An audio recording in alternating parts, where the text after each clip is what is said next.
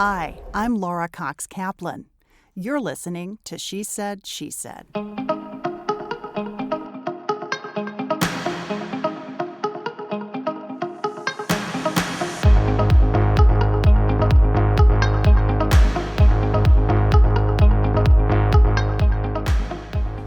Dr. Alicia Clark is an expert on anxiety. She is a licensed practicing psychologist who has worked with hundreds of patients and has studied anxiety's impact for more than 25 years. Washingtonian Magazine named her one of Washington's top doctors, and more recently, Dr. Clark has written a terrific book. I highly recommend it. It's called Hack Your Anxiety: How to Make Anxiety Work for You in Life, Love, and All That You Do. What a remarkable thesis and title. You know, as we think about what's going on in the world, given concerns about economic and global security and a highly polarized political environment and also a pace of life that is just exponentially faster than what past generations experienced, it is no wonder that so many people feel anxious. So I can't think of a better time to have this conversation, and I am delighted to welcome Dr. Alicia Clark. Oh, thank you so much, Laura. That's such a privilege to be here today talking about this. So happy to have you. I am a big fan of the book. Before we get into the meat of the book, let's level set. When we talk about anxiety, what are we talking about? Well, it's a good question because not everybody knows how to define anxiety necessarily. It starts out as an emotion. It is an emotion. It can be a disorder if there's too much of an emotion that it gets in your way. That's true of anything. It becomes a disordered situation, a disordered experience. But anxiety starts out as an emotion that's there to deliver us information about the things that we care about and also give us the energy we need to do something about the thing that's being signaled to us. When do you know that it's a problem, that you're having a problem with anxiety? That may sound like a silly question, but at what point does it become problematic? Well, I think that's different for everybody because it sort of depends on how you think about anxiety. If anxiety feels scary to begin with, if any sort of turn in your stomach or any whispering worry feels uncomfortable, you're more likely to maybe think of it as a problem immediately. Whereas for people who might think of anxiety as a tool to help tune them into the things they care about or the things they have forgotten about or the things on their mind, to focus them, any of those things, they tend not to think of anxiety as much of a problem. But it is true that no matter how you define anxiety, when you have too much stress, too much anxiety, and it overtakes you to the point that you're not doing anything about it and it feels like it's feeding on itself, that is too much anxiety. We can all agree that too much is too much. But a moderate amount is really good for us, and it helps us be at our best. And that research has been around since 1920, and it keeps getting replicated. It's something called the Yerkes-Dodson curve. It's an upside-down U curve, and it really says that moderate stress and anxiety are correlated with our highest and best productivity, that we're really at our best when we've got kind of a little edge to what we're doing. So interesting. So kind of walk me through what that might look like.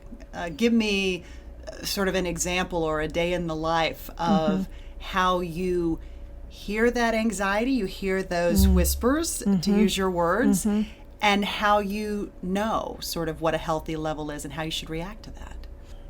One thing that comes to mind, just because I'm in the moment here, is that there's a big microphone in front of us. And you're that, and we're really close to each other, and I'm aware of the logistics of talking about this and the distraction of this microphone. So it's not the most comfortable conversation. But it actually might be a better conversation, and it might be a more thoughtful conversation, and I might do a better job of thinking through how to explain what you're asking than if we were just sitting in a lounge chair having a glass of wine together. it just might not quite be as good. So that's like the most immediate answer. I think we all know this experience of being under a deadline, of having to perform, of just worrying about somebody or something in our life that we care about, health issues, politics, climate change. Right. So many things. It's so many things to worry about and really keep thinking about. And that is not a bad thing for us to be letting our mind get to these questions and these concerns that we have, because the more we think about it, if we think about it towards a solution, that's a big caveat. If we think about it towards a solution, the more forward we are in the progress of doing something about it. Last night I was thinking about climate change. I was reading the article. I don't know what I read, but it was so alarming, and it had me thinking, okay, what are we not doing in our house? What am I not doing that I could do differently? How can I get more into action around this thing that I really care about? What are the things that I could be doing differently? That's a great example of just using anxiety to fuel small changes. And when we do that, it goes away. It flares up, it gets our attention, it asks us to pay attention and gets us motivated to do something. And when we get into action, it calms down. So you've been practicing for about 25 years. Mm-hmm.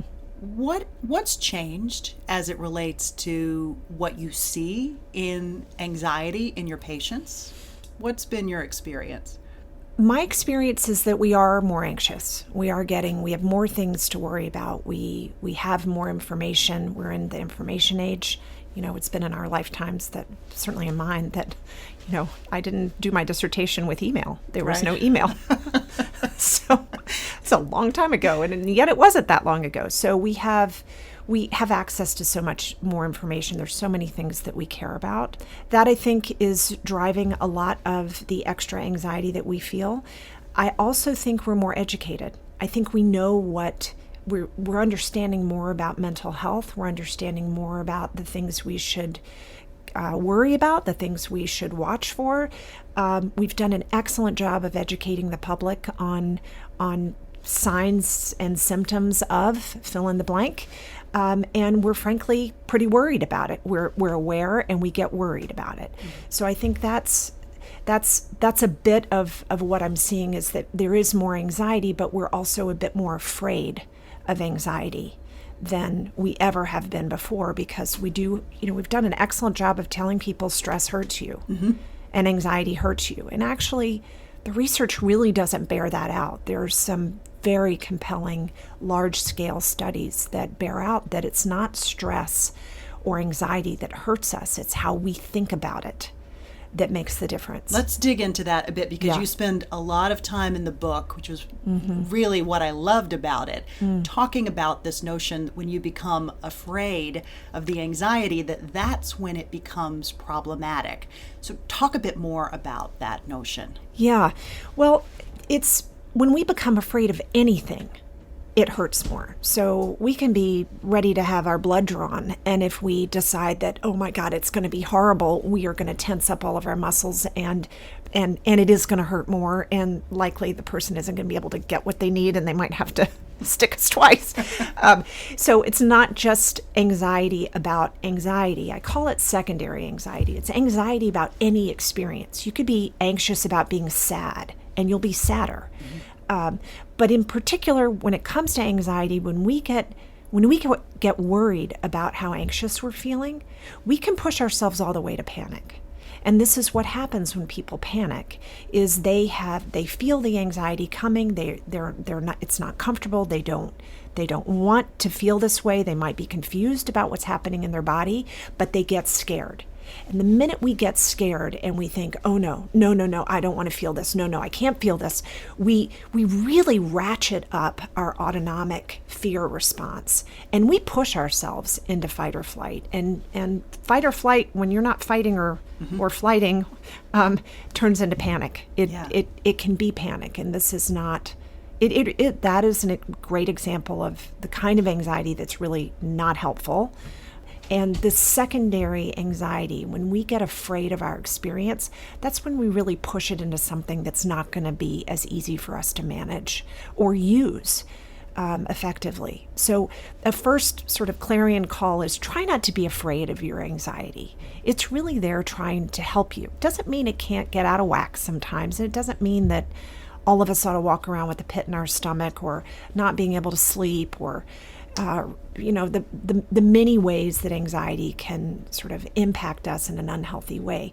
But it does mean that if we're afraid of it, we're going to make it worse.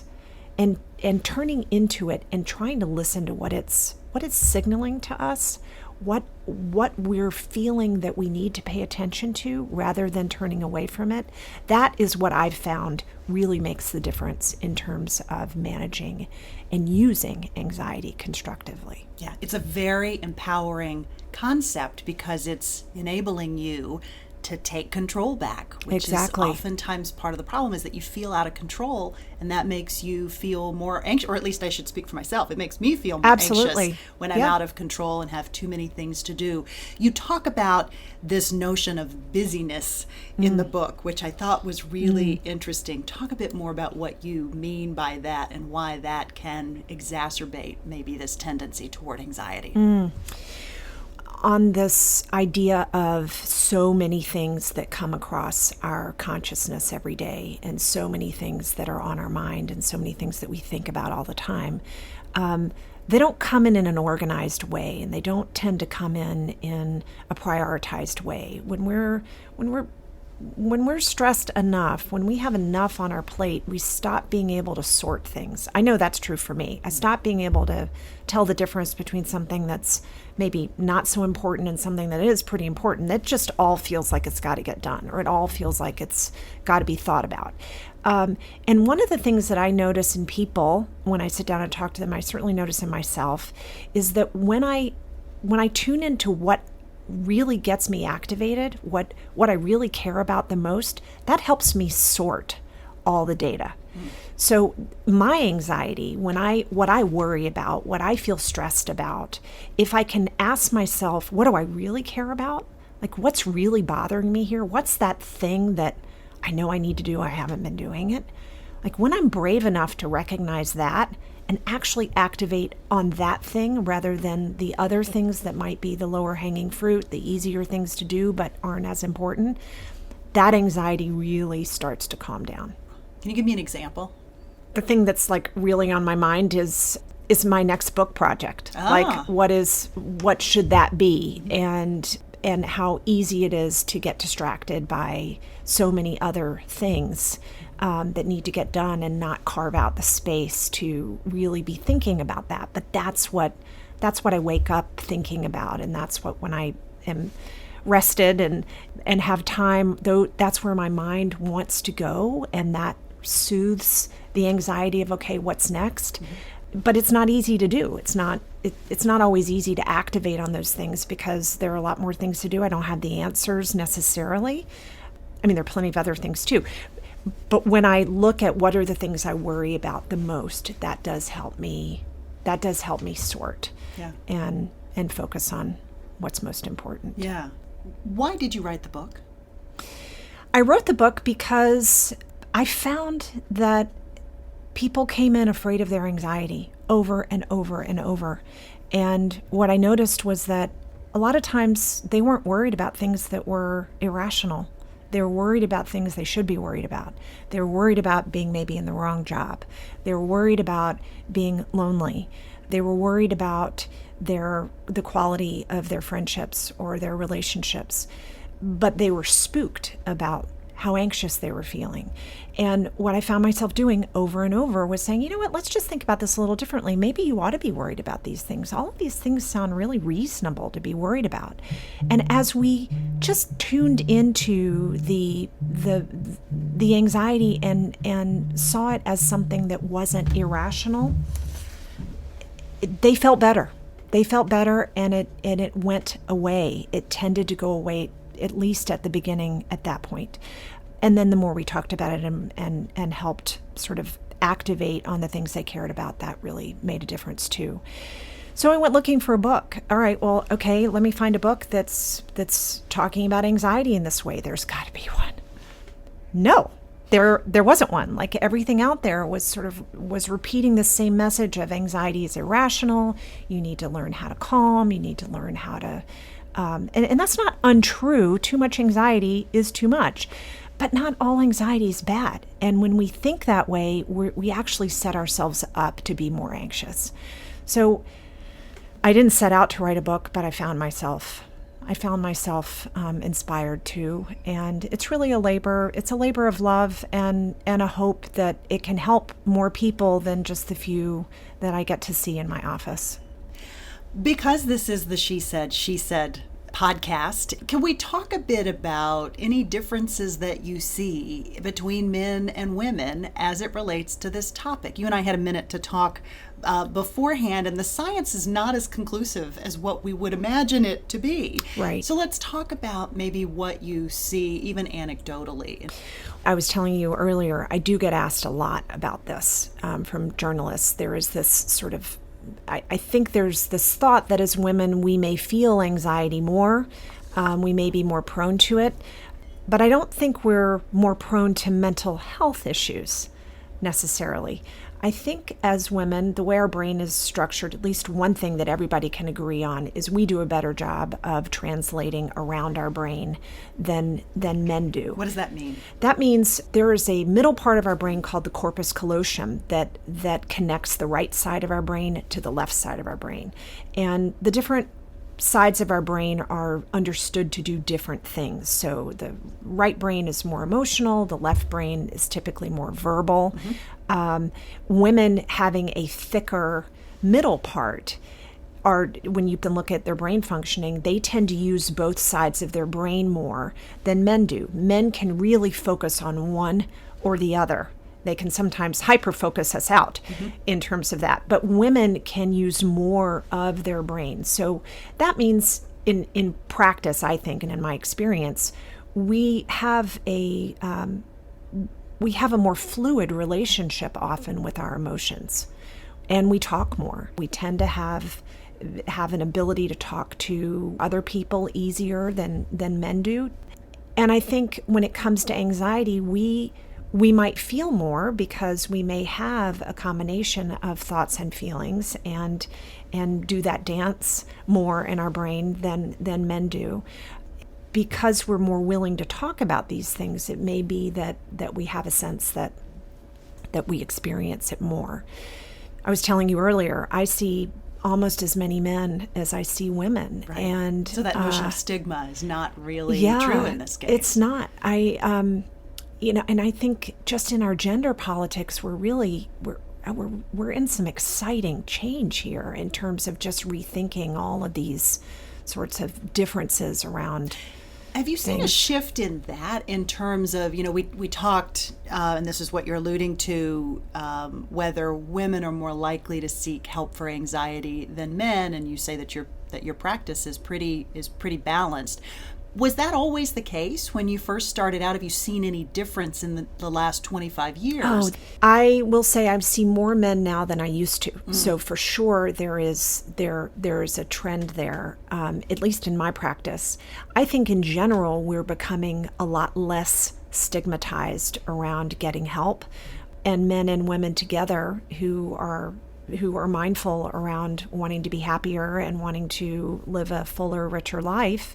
If they can find the courage, they come and get help, which I think is terrific. We all should and can when we need this help in our life. Yeah. So I think I have definitely seen that change.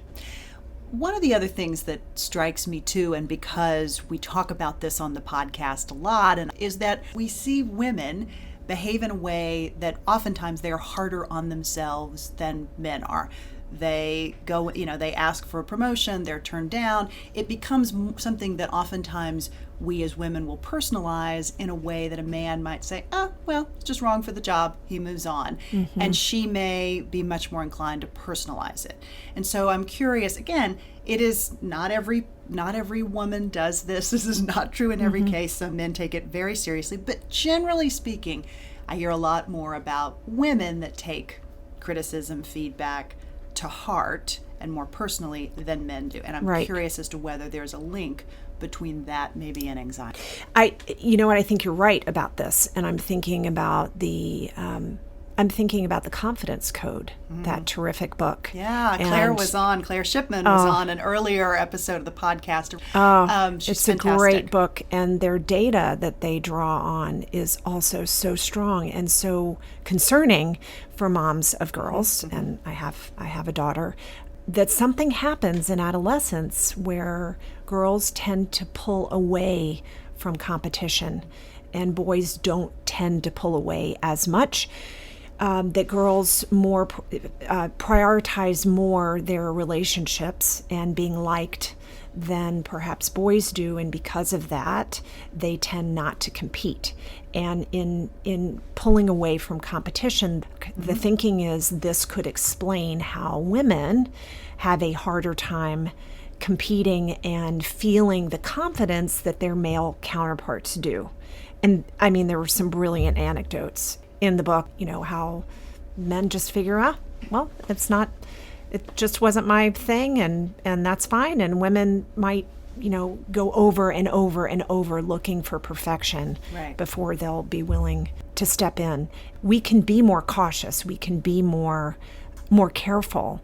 And that can get in our way sometimes. And their anthropologists will say, as women, we're the nurturers, we're the caretakers, we're the ones that have to protect the cubs. We have to protect our young, and so we're not out spearing our food. We're not as naturally drawn to do that. We tend to tend and befriend, which is another interesting stress response that was added to the fight or flight stress response in reference to how, as women in particular are drawn to protecting under stress.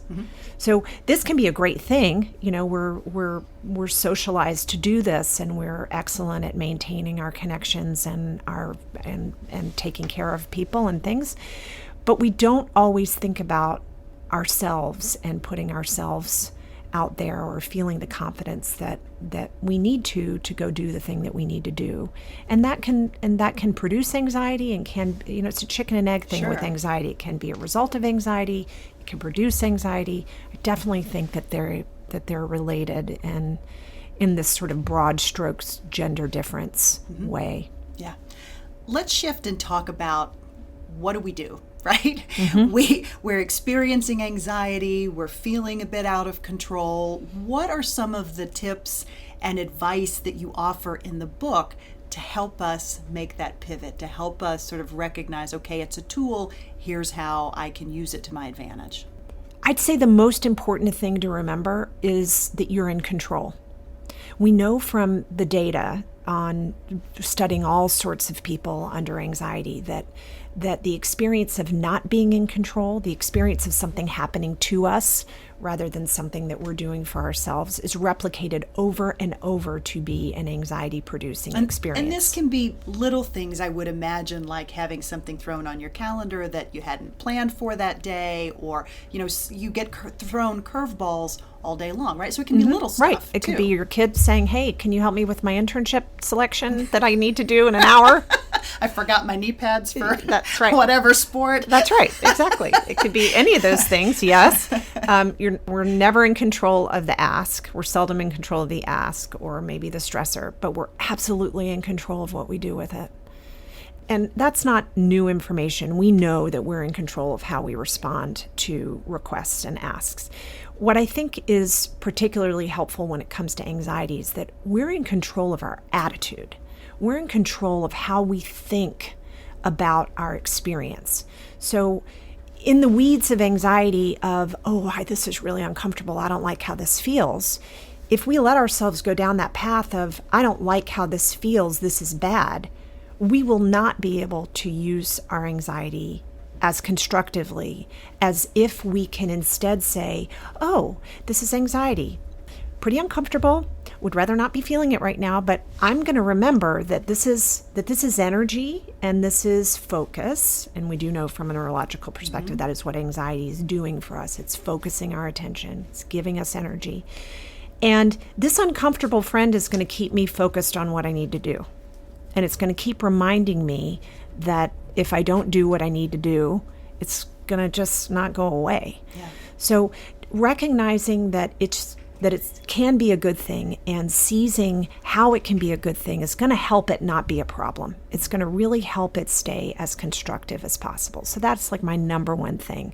So remember you're in control, and really the specifics of control is how you think about anxiety really matters. Yeah. I'm struck by a parallel, at least I feel this, I don't know if you do, but Carol Dweck's great research on mindset. How you think about failure and setback. I just see this great parallel between what you're saying and a lot of her research in that regard, because that's really what you're talking about. That is the research. I mean, the research that's coming out of positive psychology, and it's just coming out in droves, over and over replicates the power of our mindset, of our attitude, of how we think about something, how we think about a trauma, how we think about, at its most extreme, how we think about our minute experience, how we think about a setback, how we think about happiness, how we think about our future, how we think about our past. All of that can really make a material difference in how we experience it. And I'll tell you whose research was the most exciting to find. There is this great book by Lisa Feldman Barrett called How Emotions Are Made. And she pretty much takes the science of positive psychology and she gets in the weeds of what actually happens in our brain when we have an emotion. And she demonstrates that it's not just that we feel something and then how we think about it afterwards will help. She actually shows that how we interpret everything around us is the starting place then we feel, and how we feel reflects how we perceive what it is that's going on, but also how we perceive our experience in the moment. Interesting. And why that to me is so startling and so empowering is that, when I was trained 20 years ago, the cognitive psychology piece was emotions are emotions. There's nothing we can really do about emotions. We need to value them because they're important. And we need to change how we think about emotions sort of on the back end. And that's how we can cope with our emotions. And that is all still true. But what the science now is showing us is that it's not just how we think about our emotions on the back end. We actually have control about how we feel something on the front end, which is about if I can think about this discomfort I'm having as something either positive and more neutral, like I'm just a little uncomfortable, this is that anxious friend keeping me on task, or we could be like really uncomfortable up in front of a big crowd, and instead of deciding that we are anxious and worried, we decide we're excited. And there's excellent research out there that if we just decide that we feel excited, we do better. And we've seen this in students who've been told either to calm down when they take a test or to get excited. And not surprisingly, the kids that are told to get excited outperform the kids told to calm down over and over. So this idea that we can actually control our experience at the beginning of how we perceive things, or at least as soon as we clue into we're having an emotion and we're engaging in it, we can really take control. And that's super cool. It's really cool. It's really cool. It's a very empowering concept. Very empowering. And when we know that anxiety is so much the experience of being out of control, to me, this delivers a way to help people be in control. How early can we start with our children at helping them understand these concepts? So glad you asked that question. As soon as you think about it. One of the things I really find myself saying over and over is that our kids and our own emotional vocabulary is really the building block here of being able to understand and use our emotions. We can't do what we're talking about right now if we can't label our feelings or even know what it means to have a feeling. One of the first things I wrote was a ebook on, which is a toolkit of emotions, just literally emotional words categorized by their theme and then by severity. Because what I find in working even with adults is that sometimes they can't label their emotions. They haven't had practice with it. We don't learn this in school. Right. Most of us in our families, I know I wasn't taught to, let's talk about our feelings. And I'm not saying that it has to be like super woo-woo like that. It's just all of us deserve to have this language and this ability to access our emotions. It's a hugely important information source. And we know how important emotional intelligence is. And I don't think it's ever too early to get our kids talking about how they feel and modeling for them what a feeling is and what it means, and maybe even nudging them. Okay, well, you feel really scared, but do you also feel a little excited? Do you also, maybe you just feel uncomfortable, or you may be hungry? That kind of thing that all of us as parents do. Mm-hmm. But to notice and make it obvious in the conversation as kids get old enough to sort of have insight about their bodies. Yeah. To me, it's no different than noticing, do you need to take a shower? Do you need to brush your teeth? Do you need to talk about your feelings? Is there something going on that you need to talk about? Because we do know that talking about it is what helps us sort the feelings that insofar as emotions are on the right side of the brain. Mm-hmm. And verbalizing is on the left side of the brain. We know that talking about our emotions actually turns on more of our brain. Mm-hmm. So the more we have working on an emotion, the more likely we are to be able to work it through. That's like a classic psychological term, working it through, but literally working with it. Yeah. We need to talk about it to be able to work with it. So absolutely, as parents, I think you don't be afraid to be the feeling mom or the feeling dad, and to get your kids talking about their emotions and model for them when you have emotions. Yeah. I mean, the best ones to practice on are the positive ones. They're just not threatening, or or even the negative ones. Mm-hmm. That, kids need to know that we all feel scared sometimes, and we all feel sad sometimes, and we all feel angry, and they need to watch what we do with it. And when we can narrate that experience, we just do a huge service for them. Yeah. I take both kids, but particularly our daughter, who's 9, I take her with me on public speaking engagements from time to time. And because I'm a very anxious speaker, generally. Really? I know, you it's don't ironic. seem anxious. Well, I'm a little bit anxious. No, it's that daunting experience that you go through. It's a big deal. But I have started, because of, work like yours and others, I've started saying to her, Mommy feels really nervous, but Mommy's telling herself that she's actually really excited. And I want you to remember this when you have an opportunity to do something at school. And a lot of times we tell our kids stuff and it's like, oh, it's just going right over their heads.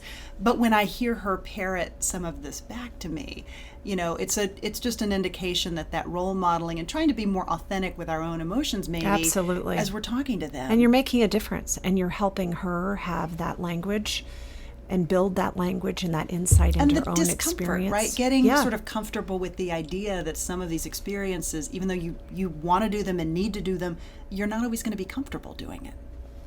Well, right? That's another profound point, is that we really are building resilience. We're really looking at cultivating resilience around just discomfort. And these are all ways to tolerate and understand that you can handle being uncomfortable. You can even handle being miserable. Sometimes those are the moments that are the catalyst to change. Mm-hmm. Even going back to Darwin, that anxiety, why would we change if we didn't have to? Like, we are wired for automaticity. We actually don't like new things. We don't like to have to alter our ways. We do not like to have to, we do like learning if it's easy, but we really don't like being uncomfortable. We don't. And there's nothing wrong with that. Like, and that's human nature. That's human nature, and that's our, I think that's our body sort of protecting its resources and protecting itself, really. That said, we've all had to adapt. I mean, you opened with our changing landscape we are in an exponential time of change, and we are all having to adapt. Darwin would say that, and he did say, that anxiety preceded every adaptive change. So anxiety, with its focus and its energy, if we can harness it and think about, okay, what is it that I need to do with this? And we can get better at practicing taking those courageous first steps, and then get better at changing. We get better at building new habits. We get better at adapting. We get better at growing alongside of the demands that are part of our world now. Yeah. I think it's part of the landscape. I don't think we're going back from this. Yeah, it's fascinating. Absolutely fascinating. Okay, I want to pivot and talk about your personal story.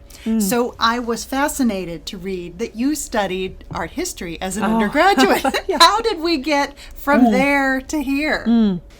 Well, that was a question asked by many admissions officers in schools I didn't get into, I'll say, for grad school. I found that if I was asked that question, generally they, and with the exception actually of I remember my supervisor. But why? What was it about?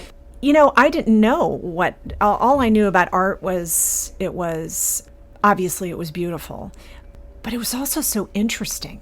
What I found so fascinating about art history were the layers of meaning inside of every picture, and not just the layers about what the artist was trying to say in the story, but also the connection to the culture, the connection to history, the connection to the tradition of that field. And it was the most fascinating part were the different layers of meaning. This was on the heels of having almost gone to music school. Like, what I loved about music was harmony. And how you could have a chord of a music and multiple notes that sounded one way, and the next chord would be another way, and that within each was a melody. There was a line. There was a melody to be sung or heard, and together it made this music. What I know now that connects all of that to what I do now is that I sit and I listen, and I know that we all experience so much of life on so many layers at all times. Like, Freud talked about the unconscious. I think there are many of his ideas that have stood the test of time and many that haven't. But his idea that a lot goes on in our mind and we just can't be aware of it all, yeah, very much so. But the more we can be aware of, the more deliberate and the more in control we can be. Mm-hmm. So this idea of all the different layers of meaning is something that I was interested in. I was also, I didn't want to go into art. I had my internship. I thought, I don't know that I want to sell art. What do I want to do? And I wanted to be a doctor. I wanted to help people. I was sick as a kid, really sick, and was very helped by doctors. I mean, it really saved my life. And I had always thought that's what I wanted to do, but freshman biology was really hard. Especially the genetics and the probabilities. It's like, I don't think I could do this. And so it was, it's actually in talking through with the career counselor and getting clear on, all right, well, what are you interested in? Like, I was still interested in helping people. So then I went and I got a master's. Nobody asked any questions getting a master's, but they asked at the doctoral level, what about this art history business? It's taken a while to figure that out and see that, and I think that's probably more reflective of people's experience than less so. Mm-hmm. We all have so many interests. There's so much to be curious about, and picking one thing or one career forever is, well, right now we know that's really not likely. Right. We're much more likely to have many different things that we do in life. But just to know that if you are willing to stick with what you're interested in and what makes a day not feel like work, you'll find it. Yeah. And I never feel like I work a day. I mean, I love what I do. Yeah, it's amazing. I'm so lucky. I mean, I'm really lucky to have found something that I still really, really like. Yeah. So I've noticed that you do a lot more than many of your professional colleagues related to public speaking, publishing a blog. A lot of folks that are in your profession write books. but you have a very active Instagram. You do a lot more in terms of sharing your perspective across all these platforms. Talk about why you do that. Gosh, that's a great question. I ask myself that a lot because it is a lot of extra work. Sure. But I do that because I know I've learned it's not just about writing a book. Like, you can write a book and that's great. And it's hard enough to do that, to get the book in print. But getting it in hands of people that can use it is probably more important than writing the book. Even if you had a crummy book, getting it to people that can get something out of it, actually, I think, is more important than writing a great book that nobody even knows exists. I will say it has caused quite a substantial amount of stress and a little anxiety, and it has also been really fun. Yeah. Like, every time I can think about, wow, this is really fun. It's fun to go to the studio and re-record this chapter for a third time because it's better now than it was 2 times ago.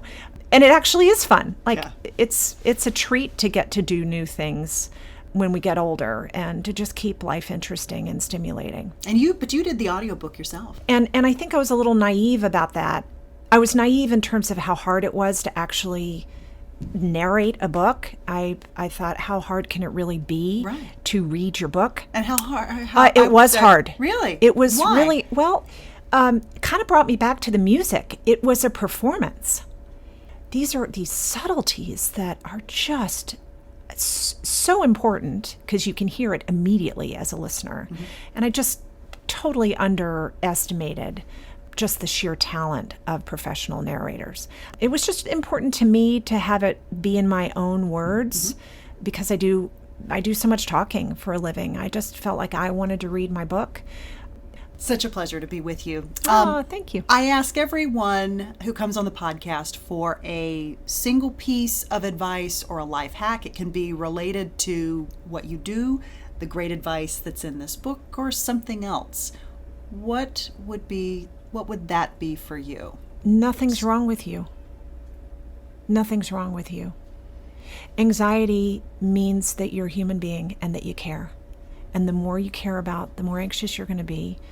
If you can embrace that and know that nothing's wrong with you, it's there to help you. And tuning into it can be a great adventure. And it just doesn't have to be that hard. That's great. Thank you so much. Thank you. Absolutely. Such a pleasure. You can learn more about Dr. Alicia Clark and hacking anxiety on the She Said, She Said website at www.shesaidshesaidpodcast.com. You can also follow us as well as Dr. Clark on Instagram. I'm at She Said, She Said with Laura Cox Kaplan. I'll be posting show notes from today's visit, and they will include links to Alicia's website, to her book, as well as a few photos from today's visit.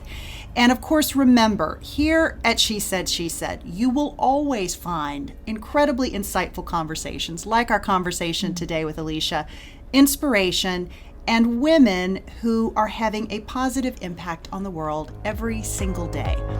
As always, thanks so much for listening.